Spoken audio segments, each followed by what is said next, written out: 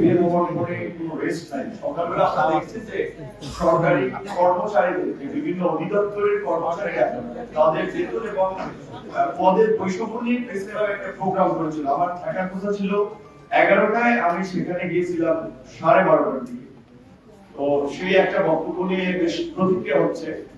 সেই জন্য আমি তাদের উদ্দেশ্যে একটু আজকের এই যুব অধিকার পরিষদের প্রতিষ্ঠা বার্ষিকী প্রোগ্রামে যাওয়ার আগে দুইটা কথা বলতে চাই। প্রথমত আমি পরিষ্কারভাবেই বলেছি যে আমরা একটা বৈষম্যহীন মানবিক কল্যাণ রাষ্ট্র গঠনের চিন্তা থেকেই আমরা 2018-তে কোটা সংস্কার আন্দোলন শুরু করি এবং সফল আন্দোলনের পরেও আমাদের দাবি দাওয়া আদায় হয়েছিল। আবার কোটাটা এবার আদালতের মাধ্যমে এসেছিল। আমরা 2021 সালে যখন আমরা মনে করেছি যে রাষ্ট্রের প্রতিটা সেক্টরে এরকম কোটা কিংবা চাকরির মতো অনেক বৈষম্য অনিয়ম আছে, যেখানে মানুষ অবিচার এবং অন্যায়ের শিকার হচ্ছে, সেটার একটা পরিবর্তন দরকার। যেই কারণে আমরা কোটা সংস্কার আন্দোলন থেকে এই রাষ্ট্র সংস্কারের আন্দোলনের অংশ হিসেবে আমরা বলেছি যে এই বিদ্যমান দুর্বৃত্তায়িত রাজনীতি, ডাইনাস্টি বেসড রাজনীতির বাইরে একটা অল্টারনেটিভ পজিটিভ পলিটিক্স এই দেশে থাকতে হবে। একটা থার্ড পার্টিকে এনিহাউ বেরিয়ে আসতে হবে, কারণ এই দুই দলের শাসন ব্যবস্থা তো আমরা দেখেছি, যেই লাভ সেই কদু, মোটামুটি এরকমই যখন ছিল। এরকম কনসেপ্ট থেকে আমাদের ঘোষণাপত্র, এখন বক্তব্য যদি অনেকে কষ্ট পান, বলার কিছু নাই, কিন্তু বাস্তবতা এইটা আমাদের যে কমিটমেন্ট, আমাদের ঘোষণাপত্রে আমরা পরিষ্কারভাবেই বলেছিলাম যে আমরা একটা নতুন রাজনীতি আমরা এখানে চাই। সেই জায়গা থেকে আজকে সরকারি কর্মকর্তা কর্মচারীদের মধ্যে, কর্মচারী নিচের লেভেলে আপনার উচ্চমান সহকারী, সহকারী মান সহকারী, সাত লিপিকার, এরকম তো তাদের বৈষম্যটা হচ্ছে যে যারা সচিবালয়, বঙ্গভবন, গণভবনে চাকরি করে, একই আপনার যোগ্যতা নিয়ে একই পদে ঢুকে তাদের বেতনের গ্রেড হচ্ছে সম্ভবত 10, আর যারা অন্যান্য অধিদপ্তরে থাকে তাদের হচ্ছে 14। এটি নিয়ে তারা দীর্ঘদিনের ক্ষোভ এবং আন্দোলন সংগ্রাম। আমি বলেছি আমি আপনাদের দাবি দেওয়া আদায় করার জন্য, এই বৈষম্য নিরসন করার জন্য আমি শেষ পর্যন্ত থাকবো। কিন্তু পরিষ্কারভাবে আমরা একটা কথা বলেছি যে এই মুহূর্তে কোনো আন্দোলন সংগ্রাম করা যাবে না। আমরা আলাপ আলোচনার মধ্যে দিয়ে আপনাদের দাবি আদায় সহ যাদের অভিযোগ আছে সেটা আমরা পাশে থাকবো, কিন্তু সরকারকে স্টেবল করার জন্য এখন আনকন্ডিশনাল আমাদেরকে সমর্থন দিতে হবে, কাজ করতে হবে। সো এই মুহূর্তে কোন ধরনের মাঠের মুভমেন্ট কিংবা অযথা একটা প্রেস ক্লাবে গ্যাদারিং, এই আপনার শাহবাগে গ্যাদারিং, এটাতে আমরা সমর্থন দেব না নৈতিকভাবে। এটা আমি একটু ক্লিয়ার করে দিই। আজকের প্রসঙ্গে যেটা আমরা বলতে চাই যে যুব অধিকার পরিষদের প্রতিষ্ঠা বার্ষিকী উপলক্ষে, যেহেতু দেশের পূর্বাঞ্চলের রাজ্যগুলো সহ জেলাগুলো সহ অনেক জায়গায় বন্যায় প্রায় 8 কোটি মানুষ দুর্ভোগের শিকার, ইতিমধ্যেই গণ অধিকার পরিষদ এবং অঙ্গ সংগঠনের নেতৃবৃন্দ টিম আকারে সারা জেলায় কাজ করছে। এখন যেহেতু পানি কিংবা যোগাযোগ না থাকার ফলে আবার পরিচিত মুখ না গেলে মিডিয়া সেটা কভার দেয় না, যে কারণে তাদের কার্যক্রমগুলো মিডিয়াতে আসছে না, বাট তারা ব্যাপক পরিসরে কাজ করছে।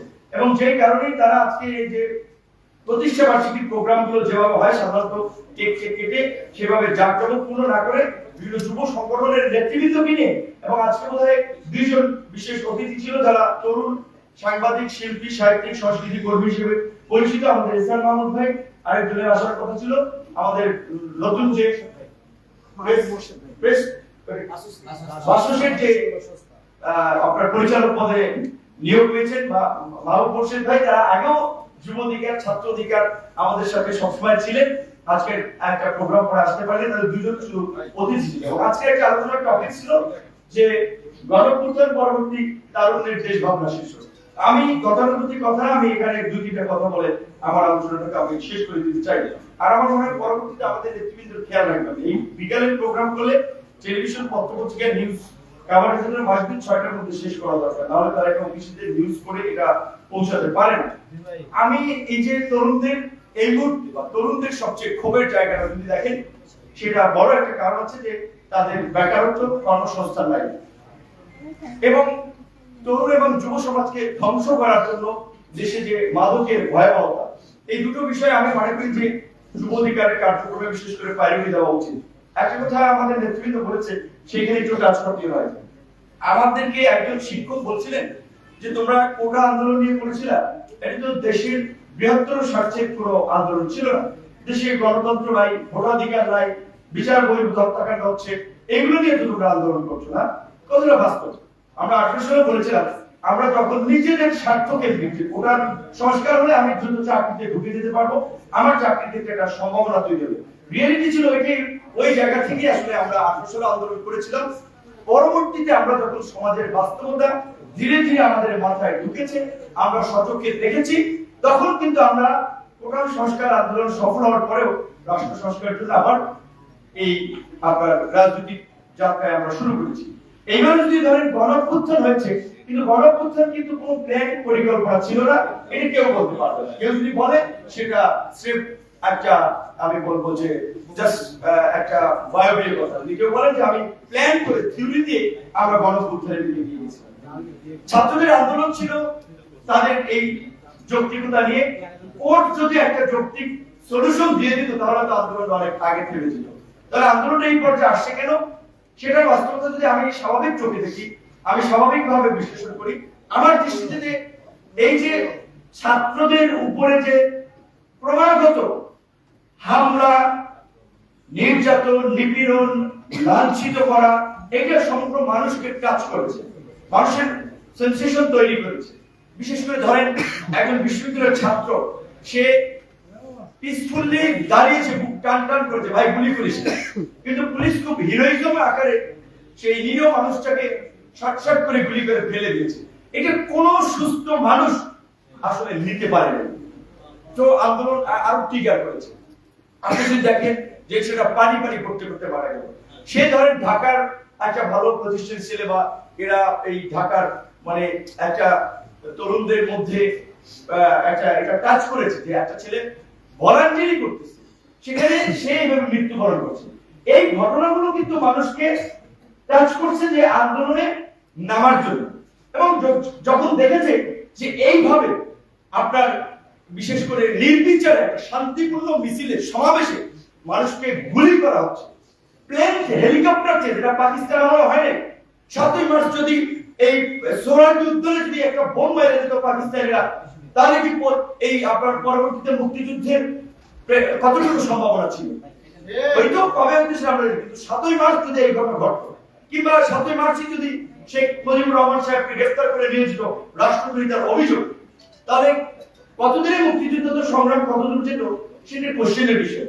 কিন্তু স্বাধীন দেশে গণতন্ত্রের পক্ষে কথা বলার জন্য, আপনার নির্যাতন নিপীড়নের বিরুদ্ধে প্রতিবাদ করার জন্য, বৈষম্যের বিরুদ্ধে কথা বলার জন্য হেলিকপ্টার থেকে গুলি চালানো হচ্ছে। এবং শেষ পর্যন্ত শেখ হাসিনা কতটা ফেরোসাস হয়েছিলেন যে আসলে এটা ইমাজিন করার মতো না, যে তিনি বিশেষ নিরাপত্তায় নিয়োজিত এসএসএফ কে পর্যন্ত মানুষ মারার কাজে ব্যবহার করেছে।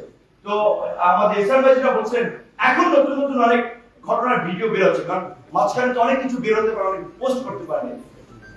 তো আজকে রাষ্ট্রের প্রতিষ্ঠানগুলোকে এতটা ভঙ্গুর করেছে, এখন প্রতিষ্ঠানগুলো তাদের সক্রিয় ধারায় চলতে পারছে না।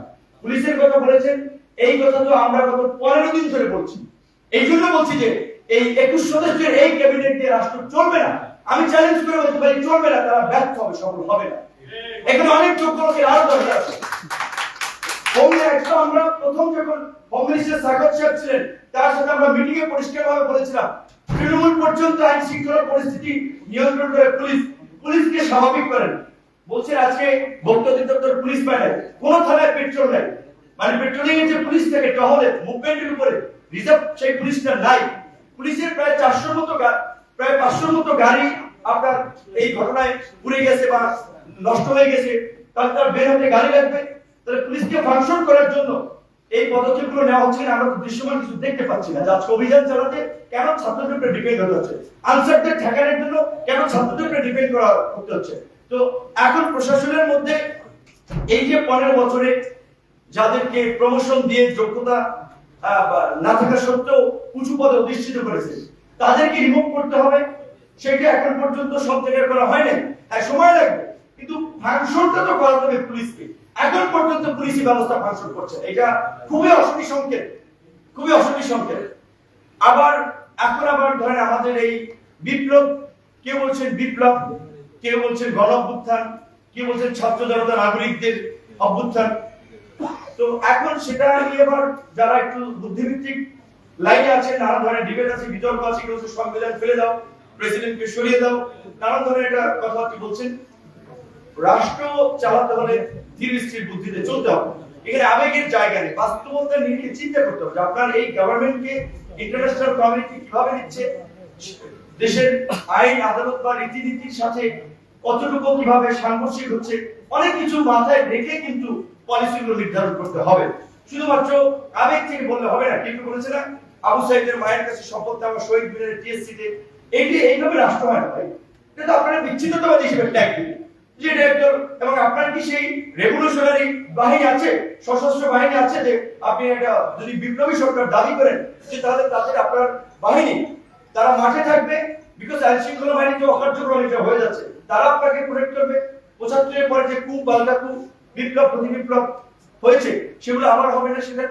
সেটার জন্য আপনার প্রস্তুতি, আনসার সামনে আনসার থাকাই দিন, ছাত্র জনতাকে লাগে। এই ছাত্ররা আন্দোলন করেছে ঠিক, বিভিন্ন রাজনৈতিক দলের সমর্থকরা ছিল।